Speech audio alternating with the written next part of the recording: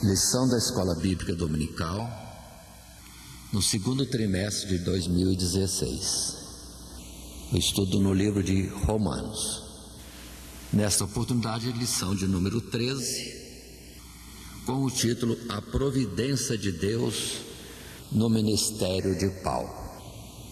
O nosso assunto, dentro da Escola Bíblica Dominical, apresenta a proposta de um texto áureo, que é no capítulo 15, os versos 25 a 27, que dizem: Ora, aquele que é poderoso para vos confirmar, segundo o meu evangelho, e a pregação de Jesus Cristo, conforme a revelação do mistério, que esteve, ou que desde tempos eternos esteve oculto, mas que se manifestou agora e se notificou pelas Escrituras e dos profetas, segundo o mandamento do Deus eterno, a todas as nações, para a obediência da fé, ao único Deus sábio, seja dada a glória por Jesus Cristo para todo o sempre. Dentro do padrão também da Escola Bíblica Dominical, a nossa leitura bíblica proposta está no capítulo 15 de Romanos, verso 8 a 17, texto esse que temos nas Escrituras e que nós não faremos dele leitura agora, porque estará sendo feito no desenvolvimento da própria lição. Mas ainda para a Escola Bíblica Dominical, temos o esboço desta lição, sendo a lição já de número 13, a última no livro de Romanos, o título A Providência de Deus no Ministério de Paulo. O nosso esboço envolve a introdução, um primeiro tópico, um apóstolo a serviço de Deus, no capítulo 15 até o verso 33. Um segundo tópico, os verdadeiros operários da fé, capítulo 16 até o verso 16, e um terceiro tópico, cuidado com os falsos mestres, capítulo 16, verso 17 até o final, junto com, agora por fim, a conclusão.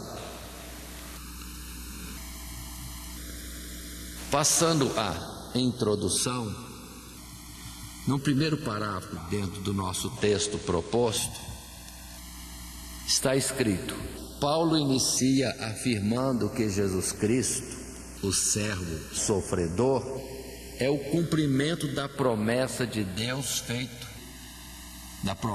feita aos patriarcas. Este gesto mostra a fidelidade de Deus para com o povo judeu e sua misericórdia, bondade para com os gentios. A promessa do surgimento de uma raiz em Jessé está registrada na lei, nos salmos e nos profetas. Paulo, então, encerrando, vai dizer sobre isto: Jesus Cristo é o cumprimento da promessa de Deus para o povo de Israel. E logo depois vai dizer também que é o cumprimento da promessa de Deus para os gentios. Mas observem, inicialmente nos versos de 8 até 13 da nossa Bíblia, e que agora lemos, e que diz: Digo, pois, que Jesus Cristo foi ministro da circuncisão por causa da verdade de Deus, para que confirmasse as promessas feitas aos pais, e para que os gentios glorifiquem a Deus pela sua misericórdia, como está escrito: Portanto, eu te louvarei entre os gentios e cantarei ao teu nome. E outra vez diz: Alegrai-vos, gentios, com o seu povo. E outra vez: Louvai ao Senhor, todos os gentios, e celebrai-o todos os povos. E outra vez, diz Isaías: uma raiz em Jessé haverá, e naquele que se levantar para reger os gentios esperarão.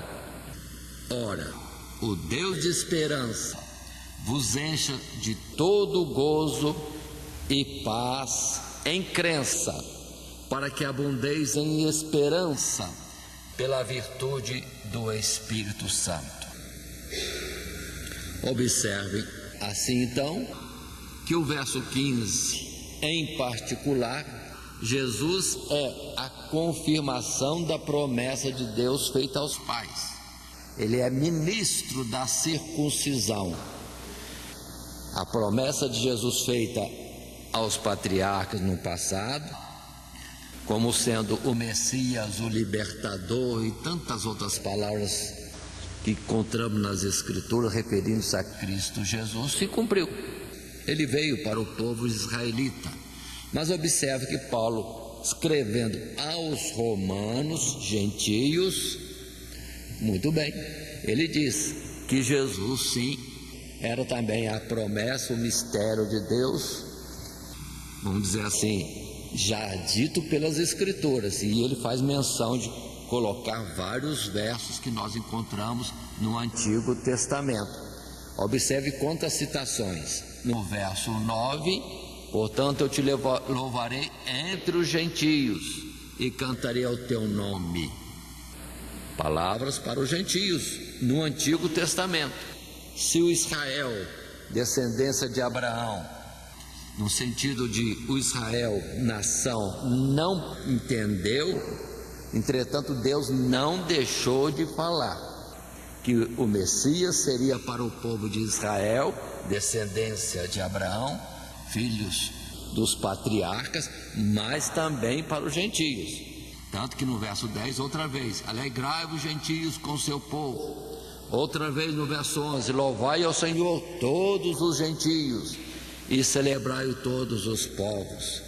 Isaías também, verso 12, uma raiz em Jessé haverá, e naquele que se levantar para reger os gentios esperarão.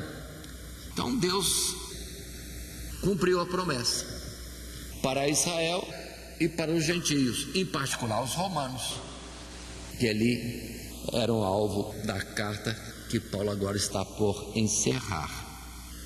Muito bonito isso. Se a gente atentar nos livros dos profetas, há palavras muito claras falando da salvação dos gentios. Em Isaías, por exemplo, chega a citar da salvação de egípcios que junto com assírios e junto com israelitas estariam cultuando a Deus. Então, está claro, mas naquele orgulho que vinha sobre os judeus, eles achavam que era só para eles. Não, Deus nunca falou que é só para eles, Ele é Deus de todos. Mas continuando o nosso assunto, ainda na introdução, no segundo parágrafo do nosso texto, e que lemos, diz assim: nos versos 14 e 15, Paulo informa a razão e o propósito que o levou a escrever esta carta. Sua preocupação era de evitar interpretações distorcidas quanto ao seu interesse pela evangelização dos romanos, uma vez que ele não foi o fundador dessa comunidade. Para que isso não acontecesse de maneira franca e ousada, Paulo evoca a sua condição de apóstolo de Jesus Cristo aos gentios e procura trazer à memória de seus ouvintes a graça que lhe foi dada.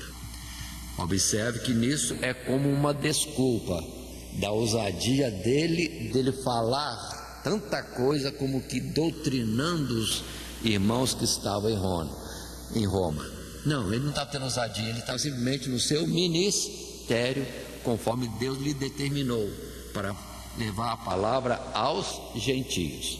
Lendo os versos 14 e 15 citados, repetindo, vamos ver, diz a palavra: eu próprio, meus irmãos, estou certo, e certo estou, a respeito de vós, que vós mesmos estáis cheios de bondade, cheios de todo conhecimento, podendo admoestar-vos uns aos outros. Mas, irmãos, em parte vos escrevi, mais ousadamente, como para vos trazer outra vez isto à memória, pela graça que por Deus me foi dada. Aí desculpa dele, ou seja, ele cheio de Deus, tanto conhecimento e tanta alegria na salvação dos gentios, até os que estavam em Roma, e que não foi ele que evangelizou, ele falava assim com essa liberdade, mas agora ele recua um pouquinho, se desculpando, entendendo que eles já estavam salvos, eles já eram de Cristo Jesus, já tinham entendimento, eles já estavam cheios da bondade de Deus, mas ele gostaria de falar, não só por carta, mas depois até pessoalmente, que era o seu intento, o seu desejo, e a carta vai isso expressar. Passando então à continuidade do nosso esboço, na nossa lição A Providência de Deus no Ministério de Paulo, o tópico 1 então diz: um apóstolo a serviço de Deus, e os versos seguintes nesse mesmo capítulo. Assim sendo, lendo de novo o verso 15 e mais alguns versos em continuidade, progressivamente isto fazendo, lemos agora esses versos. Mas, irmãos, em parte vos escrevi mais ousadamente, como para vos trazer outra vez isto à memória, pela graça que por Deus me foi dada, que eu seja ministro de Jesus Cristo entre os gentios, ministrando o Evangelho de Deus, para que seja agradável a oferta dos gentios, santificada pelo Espírito Santo, de sorte que tenho glória em Jesus Cristo nas coisas que pertencem a Deus. Essa é a expressão então de Paulo, e na nossa folha, continuidade, no primeiro parágrafo desse tópico primeiro, com o título Um Apóstolo a Serviço de Deus, lemos: nesta sessão, o apóstolo declara a natureza de seu trabalho como um ministério sacerdotal. O seu serviço como apóstolo dos gentios é apresentado em referência ao antigo ofício sacerdotal. Com efeito, era mais que simples vida cristã. O apostolado era ainda uma oferta agradável a Deus, em que o apóstolo, mais exatamente Cristo por meio dele, oferece os homens a Deus.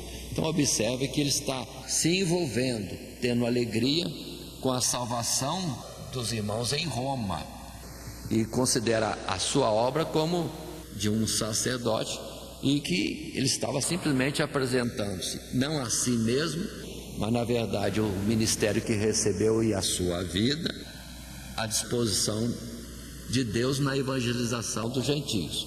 Mas ao mesmo tempo que ele se coloca, ele recua. Observe essa forma de dizer, quando ele diz que trabalhou, no lugar diz, mais do que os outros apóstolos, mas depois ele mesmo corrige, diz, não eu, mas a graça de Deus em mim. Então, neste ímpeto, nessa alegria e certeza de Deus com ele, Deus o enviando aos gentios, ele assim fazia como numa oferta em sacrifício vivo da sua própria vida. Dando continuidade, os versos 18 e 19 vão avançando na sua conclusão, dizendo: porque não ousaria dizer coisa alguma que Cristo por mim não tenha feito, para a obediência dos gentios, por palavra ou por obras, pelo poder dos sinais e prodígios, na virtude do Espírito de Deus, de maneira que, desde Jerusalém e arredores até ao Ilírico, tenho pregado o Evangelho de Jesus Cristo. Ele continua dizendo: o que Deus fez por ele, por palavras ou obras, e é confirmado por sinais e prodígios, na virtude do Espírito Santo, e ele apresenta desde Jerusalém, arredores de Jerusalém, e depois a Ásia, Macedônia, Acaia e Ilírico, muitas regiões ali na sequência em torno do Mediterrâneo. Assim, no parágrafo 2 desse primeiro tópico, um apóstolo a serviço de Deus. Lemos no nosso texto proposto, Paulo ainda se considera como instrumento da ação de Deus, sem enumerar seus feitos, descreve que o objetivo de seu ministério era o de conduzir os gentios, por meio da fé, a obedecerem a Deus. Em seguida, apresenta o seu serviço como um mistério poderoso que foi marcado pelo poder dos sinais e prodígios na virtude do Espírito de Deus. Manifestações essas que autentificavam seu ministério e que significavam as credenciais do verdadeiro apóstolo. Observe quanto a ousadia e ao mesmo tempo humildade. Ou seja, ele reconhecia que Deus era com ele, que Deus tinha dado, então falava disso, mas sempre com receio de não se gloriar e recuando sempre, mas tendo ousadia de falar, porque ele recebeu e Deus confirmou através de tantos prodígios que aconteceram na vida dele. Ainda lendo mais alguns versos na sequência, 19 a 22, diz Paulo em Romanos: pelo poder dos sinais e prodígios, na virtude do Espírito de Deus, de maneira que desde Jerusalém e arredores até ao Ilírico tenho pregado o Evangelho de Jesus Cristo, e desta maneira me esforcei por anunciar o Evangelho. Repito, e desta maneira me esforcei por anunciar o Evangelho, não onde Cristo houvera sido nomeado, para não edificar sobre fundamento alheio. Antes, como está escrito, aqueles a quem não foi anunciado o verão, e os que não ouviram o entenderão, pelo que também muitas vezes tenho sido impedido de ir ter convosco. Então observe Paulo nesses versos dizendo que ele quer pregar o Evangelho e vai procurando por onde passar para pregar o Evangelho, mas com um cuidado de não ser achado estando anunciando onde Jesus já fora conhecido. Quem dera que muitos hoje entendessem isso, e em vez de estarem pregando o Evangelho aos que já têm conhecimento de Cristo, uma abertura de igreja a cada canto mais como uma disputa do que na verdade de uma intenção de atingir as pessoas, se observasse isto e os cristãos, em vez de abrir e pregar onde a Cristo foi pregado, fosse longe, cada vez mais longe, ainda onde Cristo não é conhecido. Mas tudo isso fica no controle de Deus, e Deus sabe como processar toda essa questão da fraqueza dos homens. Mas continuando, passando ao parágrafo 3, no nosso primeiro tópico, um apóstolo a serviço de Deus. Após ler esses versos que apresentamos, versos 19 a 22, em um relato modesto e sucinto, continuando a ler, Paulo apresenta os seus 10 anos de labor missionário realizados nas terras ao redor do mar Mediterrâneo, desde Jerusalém e arredores até o Ilírico. Tenho pregado o Evangelho de Jesus Cristo, e expõe a sua estratégia missionária: obedecer à voz do Espírito Santo e pregar o Evangelho em terras onde Cristo não fora conhecido, aos gentios, evitando em todo tempo edificar sobre fundamento alheio ou colher em lavoura em que não semeou. Quanta nobreza, né? Quanta nobreza! A serviço de Cristo Jesus, sem criar disputa, nem contenda, nem, vamos dizer assim, uma situação de rivalidade. Não. É fazer crescer o reino de Deus e não a sua instituição, o seu modo de pensar, aumentar os seus seguidores. Não. Isso de forma nenhuma Paulo procurava. E lembremos, dentro dessa afirmativa de Paulo, que temos em Atos dos Apóstolos, quanto ele tentava ir à frente, pregar o Evangelho, mas o Espírito de Deus não permitia.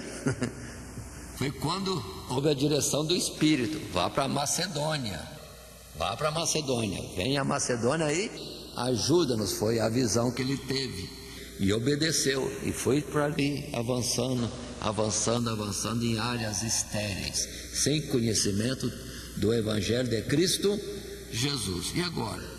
Acabou, para onde eu vou? Vou ter que pular Roma, e lá para o extremo da Europa, vou para a Espanha. É um zelo muito bonito esse, e assim está ele falando, um texto que encontramos em Coríntios capítulo 3, bem falado, bem colocado também. Mas na nossa sequência, passando ao tópico, ou parágrafo 4 da nossa folha para estudo nas classes de jovens e adultos da Escola Bíblica Dominical, lemos assim: logo depois Paulo expressa seu antigo desejo de visitar a igreja em Roma, quando fosse à Espanha. No momento, seus planos são de ir a Jerusalém, realizar a entrega das coletas que as igrejas gentílicas da Macedônia e Acaia resolveram levantar para os irmãos pobres da igreja mãe em Jerusalém, e depois seguiria a Espanha. O gesto de amor realizado de bom grado e com alegria demonstra a solidariedade do povo de Deus em Cristo. É assim que Paulo se expressa, e que está nos versos seguintes, 23 a 29. Mas agora, verso 23: mas agora que não tenho mais demora nestes sítios, e tendo já há muitos anos grande desejo de ter convosco, quando partir para a Espanha, irei ter convosco, pois espero que de passagem vos verei, e que para lá seja encaminhado por vós, depois de ter gozado um pouco da vossa companhia. Observa esse particular: não quero ficar com vocês, não quero pregar para vocês, não quero ser mestre de vocês, não estou com essa ousadia ou com essa pretensão. Quero conhecer vocês, quero conversar com vocês na fé, trocar experiências. Mas vou seguir em frente. Verso 25: mas agora vou a Jerusalém para ministrar aos santos, porque pareceu bem a Macedônia e a Acaia fazerem uma coleta para os pobres dentre os santos que estão em Jerusalém. Isso lhes pareceu bem, como devedores que são para com eles, porque se os gentios foram participantes dos seus bens espirituais, deve também ministrar-lhes os temporais. Assim que concluído isto, e havendo-lhes consignado este fruto, de lá, passando por vós, irei à Espanha, e bem sei que, indo ter convosco, chegarei com a plenitude da bênção do Evangelho de Cristo. Ousado outra vez, Paulo. Ousado, mas é uma verdade, que Deus era com ele. Ele estava no ministério que Deus lhe tinha dado. Que liberdade, que confiança. Mas atentemos neste particular, que Paulo expressa que há muito queria ir a Roma para conhecer os irmãos, a igreja ali. Mas como? A cada momento alguém chamando para uma necessidade, ou a necessidade de pregar o Evangelho a novas comunidades, novos povos, novas cidades, sempre para lá e para cá. E quando lhe parece que já fez todo o serviço, já alcançou todas as cidades na região dantes citada, não pode ir a Roma. Por que não pode ir a Roma? Porque os irmãos na Acaia, os irmãos na Macedônia queriam que ele levasse as ofertas para Jerusalém. Então, mais uma vez submisso à vontade das igrejas, numa colocação certa, a vontade deles é adequado, ele iria a Jerusalém para levar a oferta. Dessa oferta temos notícia lá na segunda carta aos Coríntios, quando ele escreve aos Coríntios, avisando, já preparem as ofertas de antemão, para que eu, ao chegar, não tenha que esperar vocês fazerem as coletas para levar para Jerusalém. Já vão fazendo isso, para eu chegar e não me deter muito. Seria uma expressão de Paulo. Ou outra, vai ajuntando, para que não aconteça vocês serem pegos de improviso e depois a oferta ser muito mesquinha, que não expresse um amor e um socorro, mas antes uma pobreza de amor para com os irmãos necessitados na Judéia. Aqui em parênteses também vão entender, as igrejas na Judéia, por causa das perseguições, estavam em grande aflição, em dificuldades financeiras, e os gentios agora, natural, deveriam socorrê-los. Eles estavam agora enriquecidos com a salvação, a vida eterna dada por Cristo Jesus, nada demais que eles socorressem agora nos bens materiais, que é uma lição para nós e uma justificativa de todos aqueles que recebem o Evangelho, que vivem do Evangelho, que são assistidos pela pregação do Evangelho, sustentem a obra de Deus com dízimos e ofertas. É o mais natural, expresso, sem dizer dízimo, mas antes o sustentar uns aos outros dentro de uma legitimidade na distribuição de bens materiais e depois, primeiro os espirituais e depois os materiais, indo e vindo. Assim, na continuidade do texto bíblico, verso 30 do capítulo 15 e versos seguintes, lemos: e rogo-vos, irmãos, por nosso Senhor Jesus Cristo, pelo amor do Espírito, que combatais comigo nas vossas orações por mim a Deus, para que seja livre dos rebeldes que estão na Judéia, e que esta minha administração, que em Jerusalém faço, seja bem aceita pelos santos, a fim de que, pela vontade de Deus, chegue a vós com alegria e possa recriar-me convosco. E o Deus de paz seja com todos vós. Amém. Aqui estaria praticamente encerrando a carta no que ele queria falar com os irmãos, mas a continuidade leva ele a trazer mais palavras. Mas na nossa folha, dentro desse primeiro tópico, ainda no quinto parágrafo, o primeiro tópico que diz: um apóstolo a serviço de Deus, lemos: por fim, Paulo roga aos irmãos que ore por ele, e que mais do que isso, combatais comigo em oração, para que Deus o livrasse da oposição dos não cristãos, citado rebeldes da Judéia, para que os santos de Jerusalém aceitassem o seu serviço e para que sua viagem à Espanha e Roma fosse pela vontade de Deus. O apóstolo discerne que, neste combate, a sua luta não é contra a carne e o sangue, mas seus adversários são os principados e as potestades das trevas deste mundo tenebroso, que combatem para impedir o avanço da graça de Deus entre os gentios. Aí está a colocação de Paulo, encerrando este capítulo 15 e pedindo a ajuda dos irmãos em Roma. Orem comigo, combatam comigo no nível espiritual, porque estou indo a Jerusalém, e que tenha sucesso em tudo, seja bem recebido pelos irmãos, que a oferta seja aceita com alegria, e que eu possa estar livre dos inimigos, dos perseguidores, e que possa voltar logo e estar com vocês em Roma. É o plano de Paulo. Mas vamos aqui colocar um parênteses para completar o nosso entendimento. Paulo de fato foi para Jerusalém. indo para Jerusalém, os profetas já avisavam que a viagem dele não seria fácil e que na verdade ele seria preso em Jerusalém.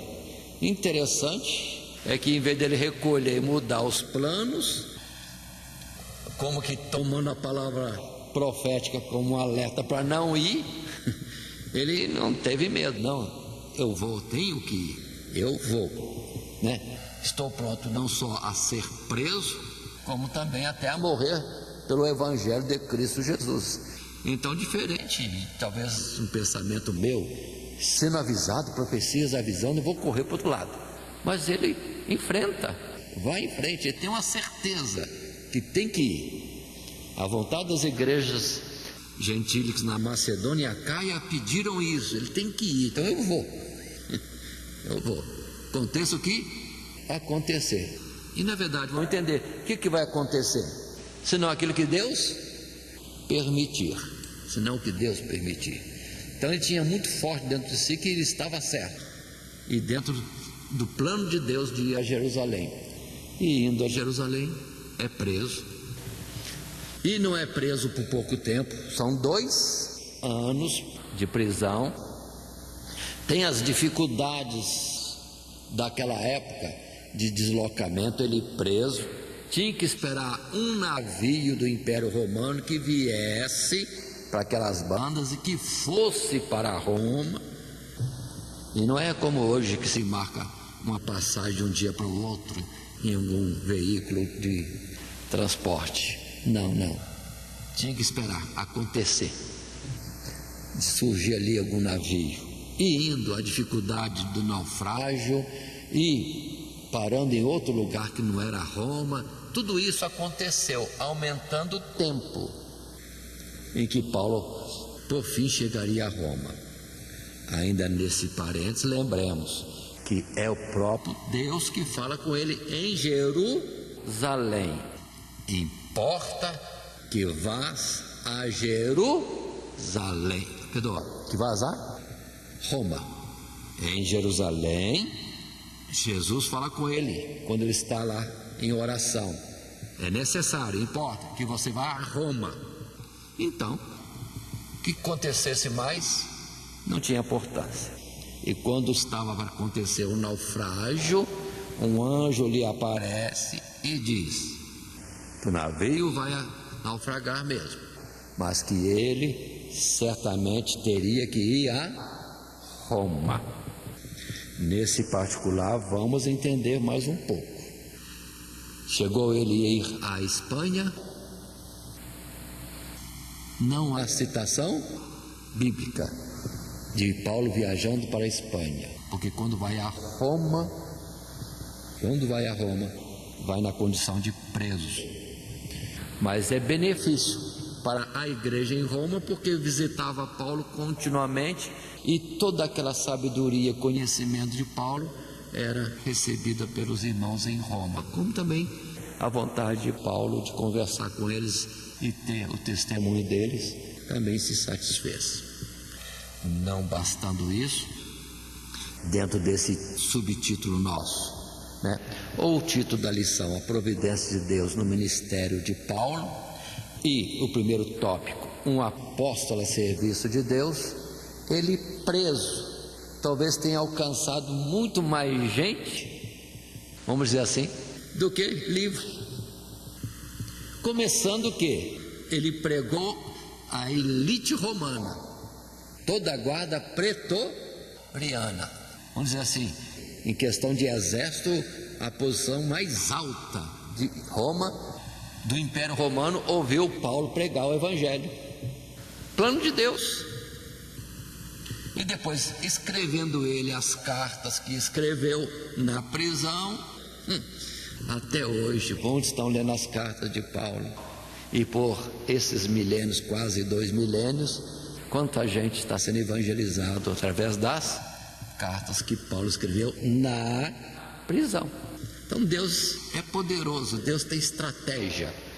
Não precisamos reclamar de Deus em coisa alguma. Se a nossa vida foi entregue a Ele, se Ele está conduzindo, tudo está certo.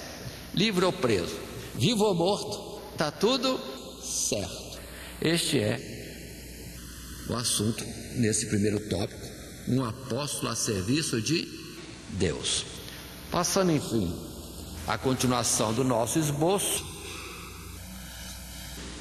na lição 13, a providência de Deus no ministério de Paulo, o tópico 2 diz: os verdadeiros operários da fé.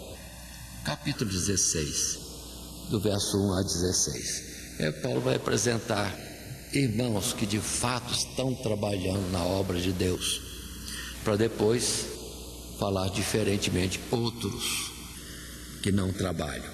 Mas, continuando nosso assunto, passando ao parágrafo 1 da nossa folha, no segundo tópico, os verdadeiros operários da fé, na parte inicial deste parágrafo 1, lemos: o capítulo 16 é um estímulo aos cristãos a manterem seus relacionamentos pessoais fundamentados no amor.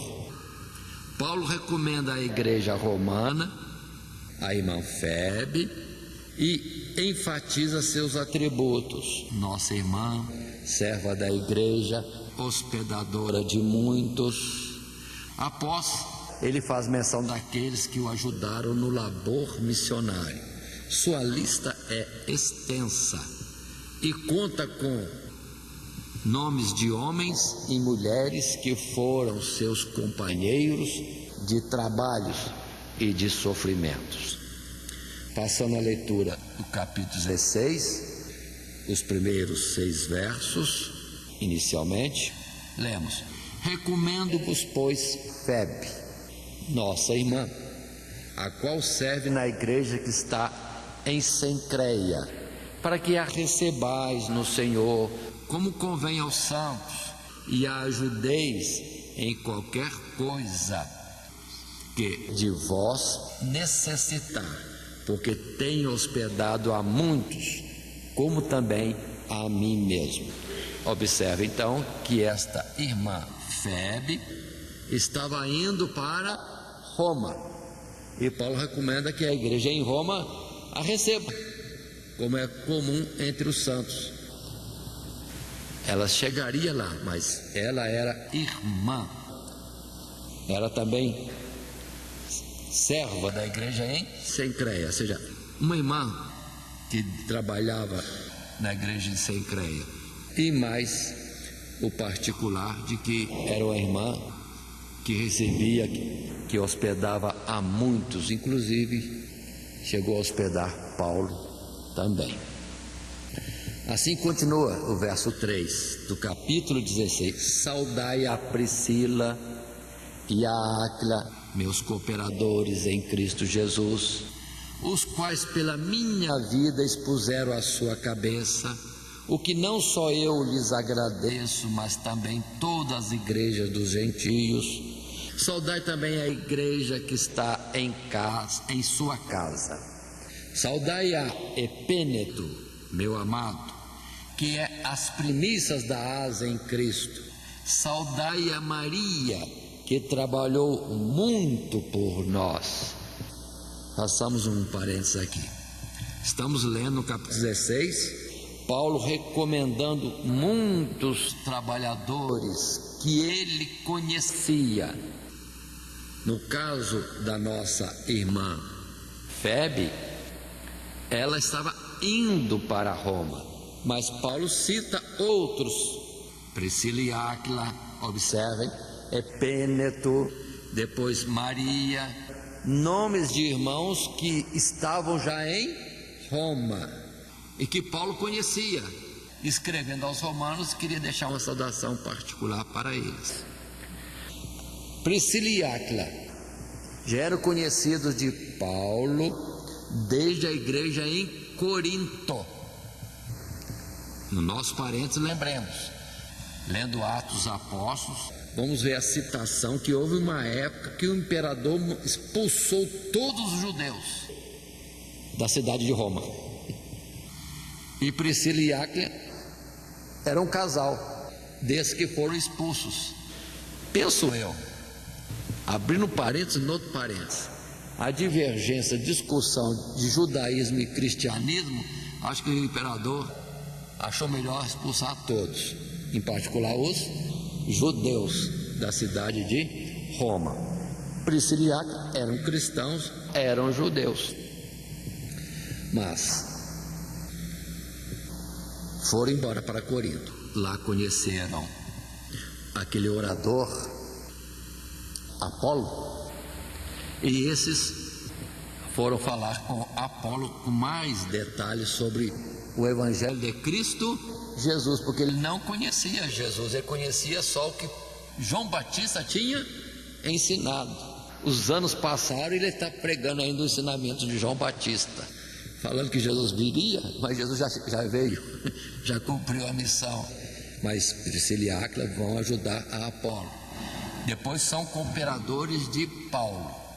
Mas notem, agora o casal já está de volta para Roma, e Paulo está longe, querendo ir a Roma, e deixa uma saudação para eles, que já tinham retornado para Roma. Mas passemos em frente aos versos seguintes, 7 a 11. Saudai a Andrônico e a Júnia, meus parentes e meus companheiros na prisão, os quais se distinguiram entre os apóstolos e que foram antes de mim em Cristo. Saudai a Ampliato, meu amado no Senhor. Saudai a Urbano, nosso cooperador em Cristo, e a Estaques, meu amado. Saudai a Apeles, aprovado em Cristo. Saudai aos da família de Aristóbulo. Quantos nomes? 11. Saudai a Herodião, meu parente. Saudai aos da família de Narciso, os que estão no Senhor. E vai a relação continuando. Paulo trazendo saudações a tanta gente que estava em Roma, seus conhecidos. Aí observe bem que não ficaram presos nas igrejas da Ásia, Macedônia, Caia, etc. Não, pessoas de lá que estavam percorrendo o mundo por uma razão e outra, agora estavam em Roma. Continuando ainda no texto bíblico, verso 12 a 16, lemos: saudai a Trifena e a Trifosa, as quais trabalham no Senhor. Saudai a amada Pérside, a qual muito trabalhou no Senhor. Saudai a Rufo, eleito no Senhor, e a sua mãe e minha. Saudai a Assíncrito e a Flegonte, a Hermas, a Pátrobas, a Hermes e aos irmãos que estão com eles. Saudai a Filólogo e a Júlia, a Nereu e a sua irmã, e a Olimpas e a todos os santos que com eles estão. Saudai uns aos outros com o santo ósculo. As igrejas de Cristo vos saúdam. Um texto longo, né, de indicações de cooperadores de Paulo, conhecidos de Paulo, que estavam onde? Em Roma, onde ele queria ir.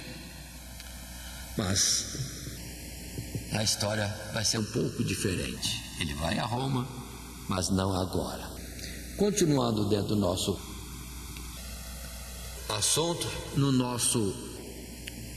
nossa folha, na nossa lição para estudo em classe, ainda no primeiro parágrafo do tópico 2, os verdadeiros operários da fé, tantos citados, na parte final do primeiro parágrafo lemos: são denominados como cooperadores em Cristo Jesus, primícias da Ásia, companheiros na prisão, amado no Senhor, aprovado em Cristo, os que estão no Senhor, eleito no Senhor, e os santos. Olha como Paulo refere-se aos irmãos.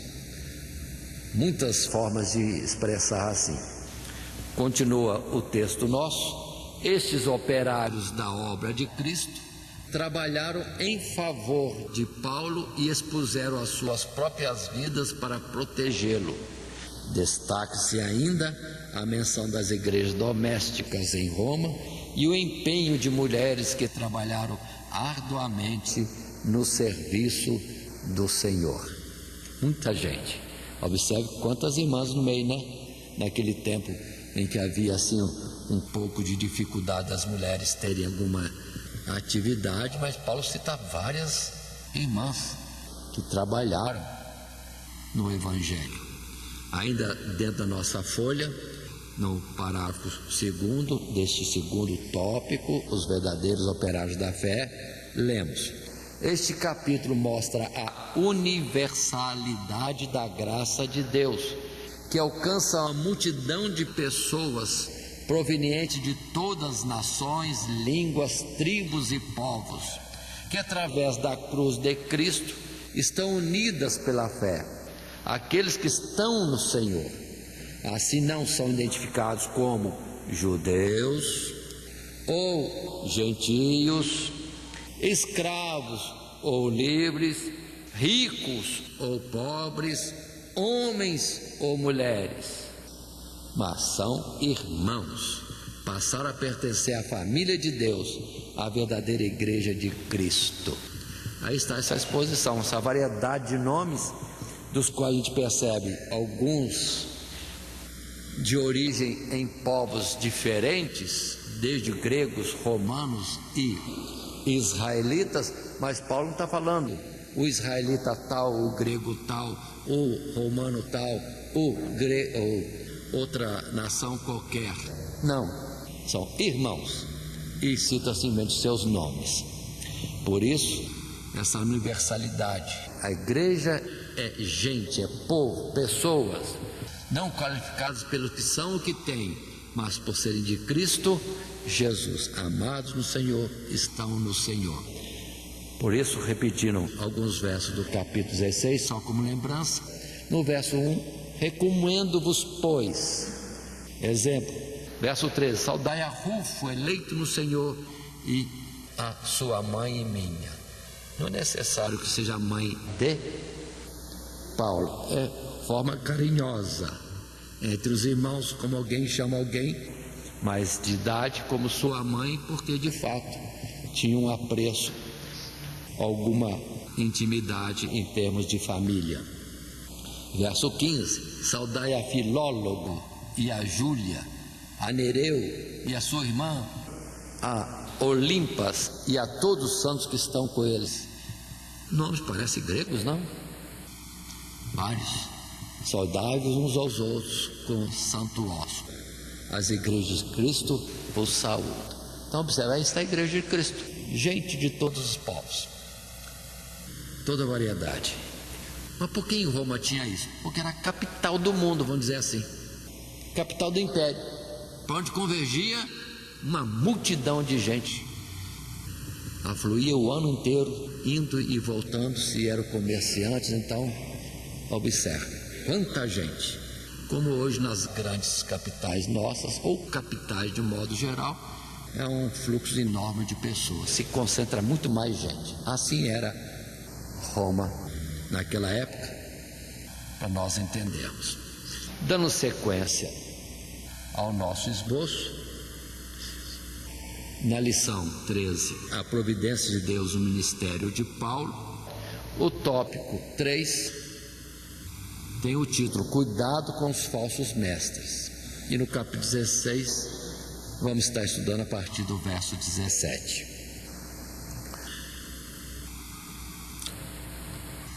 No primeiro parágrafo, na parte primeira, inicial do primeiro parágrafo deste tópico 3 na nossa folha, cuidado com os falsos mestres. Lendo, assim está escrito, nos versos 17 a 20, encontramos Paulo advertindo seus ouvintes a se manterem atentos, vigilantes, quanto aos homens que causam divisões no corpo de Cristo e contradizem a doutrina apostólica.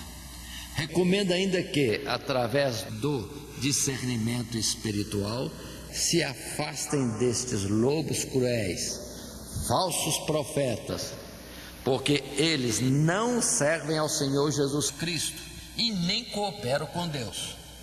A obra desse é lançar tropeço no caminho dos irmãos e a busca pela satisfação de seu próprio ego, seu ventre, na expressão de Paulo. Passando a leitura dos versos bíblicos 17 a 20, assim ali encontramos: e rogo-vos, irmãos, que noteis os que promovem dissensões e escândalos contra a doutrina que aprendestes. Desviai-vos deles, porque os tais não servem a nosso Senhor Jesus Cristo, mas ao seu ventre, e com suaves palavras e lisonjas enganam o coração dos simples. Quanto à vossa obediência, é ela conhecida de todos. Compraz-me, pois, em vós, e quero que sejais sábios no bem, mas simples no mal. Leio de novo: quanto à vossa obediência, ela é conhecida de todos. Compraz-me, pois, em vós, e quero que sejais sábios no bem, mas simples ou simples no mal. E o Deus de paz esmagará em breve Satanás debaixo dos vossos pés. A graça de nosso Senhor Jesus Cristo seja convosco. Amém. Passando a continuidade, na parte final do primeiro parágrafo deste tópico 3, cuidado com os falsos mestres, Paulo cita, diz: eles são astutos, usam de conversas suaves e bajulações, mas na realidade estão interessados em enganar o coração das pessoas mais simples. Paulo entendia que a operação destes falsos mestres era uma estratégia de Satanás, mas está convicto que o diabo seria destronado. O Deus de paz esmagará em breve Satanás debaixo dos vossos pés. Então observem a preocupação deles. Gente que cria problemas no seio da igreja, contendas, ensinando coisas diferentes, mais interesse de se apresentar do que na verdade de, vamos dizer assim, edificar o povo que já era da igreja, que já era salvo. Na sequência nossa desse mesmo parágrafo primeiro, lemos: num contraponto aos falsos mestres apresentados anteriormente, ou citados anteriormente, Paulo envia saudações de obreiros fiéis que estão com ele no fronte de batalha. Dentre estes destaca-se seu filho na fé, Timóteo, o amanuense da carta, Tércio, e seu anfitrião, Gaio. Então Paulo agora lembra e faz menção dos que trabalham com ele agora. Se antes alguns trabalharam e estavam em Roma, como aquela relação antes citada, ele cita alguns que estão com ele no presente. Assim o verso 21 a 24 dizem: saúdam-vos Timóteo, meu cooperador, e Lúcio, e Jason, e Sosípatro, meus parentes. Eu, Tércio, que esta carta escrevi, vos saúdo no Senhor. Saúda-vos Gaio, meu hospedeiro, e de toda a igreja. Saúda-vos Erasto, procurador da cidade, e também o irmão Quarto. A graça de nosso Senhor Jesus Cristo seja com todos vós. Amém. Aí estão essas colocações de Paulo.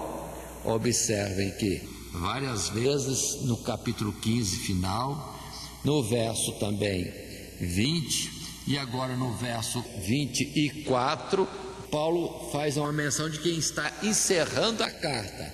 A graça do nosso Senhor Jesus Cristo seja com todos vós. Amém. Mas ainda vem a ele alguma lembrança de alguma coisa e ele acrescenta ainda alguma palavra sempre. E assim continua. Na sequência nossa, já agora na conclusão, nosso texto da folha apresenta o seguinte escrito: nos versos 25 a 27, o apóstolo retoma os principais temas abordados na carta. O Evangelho é o poder de Deus para a salvação dos homens, a fim de confirmá-los na fé, verdade, santidade e unidade. É um dos temas abordados por Paulo. Continuando. O centro do Evangelho de Jesus Cristo, crucificado e ressurreto, a revelação do segredo oculto de Deus, a verdade manifestada aos judeus e gentios. Observe como Paulo vai retornando, lembrando os tópicos pelos quais ele passou na sua carta. Continuando, que as escrituras dos profetas, no Antigo Testamento, testificam de Cristo. Continuando, o Evangelho é o mandamento do Deus eterno às nações, a fim de que estes venham a crer nele e obedecer-lhe. E por fim, todo o universo, céus e terra, é conclamado a prostrar-se perante a sabedoria salvadora de Deus e render-lhe glória para todo o sempre. Observe que Paulo parece ter encerrado, mas lembra de lembrar os assuntos que falou e colocá-los ordenadamente, encerrando a sua carta. É o que está no capítulo 16, fechando agora sim a carta, versos 25 a 27. E leio: ora, aquele que é poderoso para vos confirmar, segundo o meu Evangelho e a pregação de Jesus Cristo, conforme a revelação do mistério que desde tempos eternos esteve oculto, mas que se manifestou agora e se notificou pelas escrituras dos profetas, segundo o mandamento do Deus eterno, a todas as nações para a obediência da fé. Ao único Deus sábio seja dada glória por Jesus Cristo para todos sempre. Amém. Agora sim, Paulo encerra a sua carta. E nós também encerramos a nossa lição de número 13, tendo passado pelo esboço apresentado. O título da lição: a providência de Deus no ministério de Paulo. A introdução, o primeiro tópico: um apóstolo a serviço de Deus, todo o trabalho que Paulo exerceu e que lhe dava segurança de assim falar aos romanos com aquela ousadia e liberdade. O tópico segundo: os verdadeiros operários da fé. Quantos ele apresentou companheiros dele, Paulo, que estavam já em Roma, e outros que ele apresentou depois como ainda continuando a trabalhar com ele. E o tópico 3, cuidado com os falsos mestres. Alerta sempre nas cartas de Paulo. E a conclusão que nós agora há pouco fizemos. E lembrando o nosso texto áudio, versos 25 a 27 no capítulo 15. Ora, aquele que é poderoso para vos confirmar, segundo o meu Evangelho e a pregação de Jesus Cristo, conforme a revelação do mistério que desde tempos eternos esteve oculto, mas que se manifestou agora e se notificou pelas escrituras dos profetas, segundo o mandamento do Deus eterno, a todas as nações para a obediência da fé ao único Deus sábio, seja dada glória por Jesus Cristo para todo sempre. Amém. E aqui nós encerramos. Que Deus em Cristo Jesus abençoe a todos. Amém.